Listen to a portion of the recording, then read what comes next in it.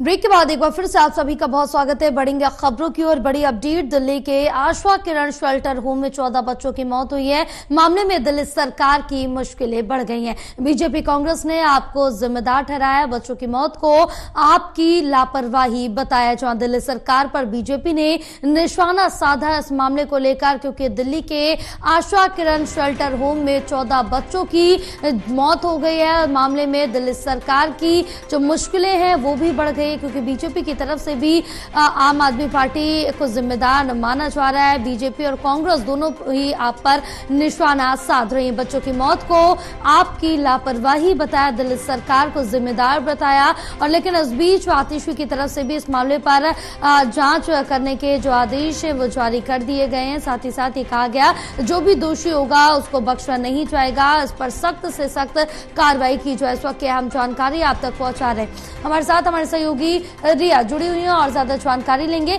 रिया, क्या अपडेट मिल पा रही है मामले पर, क्योंकि दिल्ली के आशा किरण शेल्टर होम में 14 बच्चों की मौत हो गई है।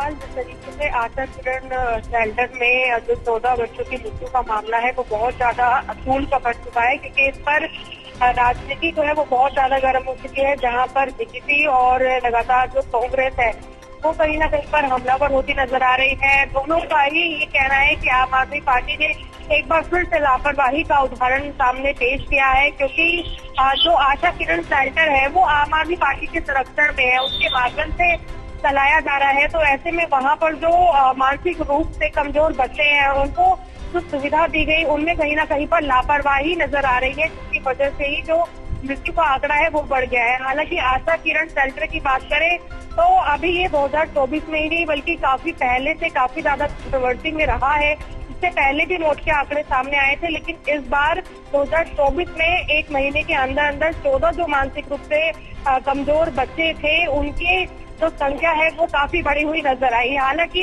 इसमें जो बीजेपी और कांग्रेस है उनका ये कहना है कि आम आदमी पार्टी की जो सरकार है उन्होंने किसी भी तरीके का ध्यान है वो इस पर नहीं दिया, क्योंकि पहले भी जब इसमें मौत के आंकड़े सामने आ रहे थे उसके बाद लिया होता तो शायद जो आंकड़े हैं वो इस तरीके से सामने ना आते। लेकिन इस पर आप कह सकते हैं कि इस समय सिर्फ खाली उन 14 बच्चों को लेकर ही नहीं, क्योंकि इस पूरे मामले में अभी पोस्टमार्टम रिपोर्ट का इंतजार किया जा रहा है, क्योंकि वहाँ के जो एसडीएम है उन्होंने